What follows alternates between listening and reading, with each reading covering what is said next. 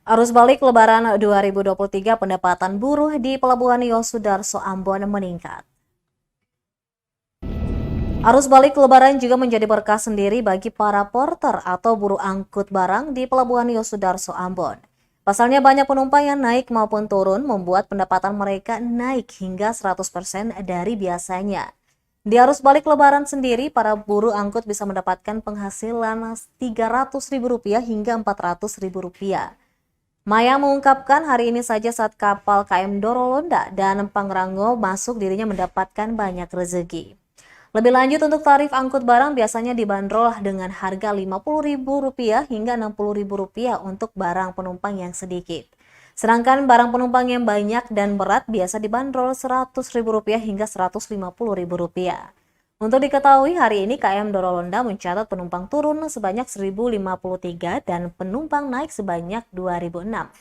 Sedangkan untuk Pangrango menurunkan penumpang sebanyak 914 orang dari Somlaki dan Banda.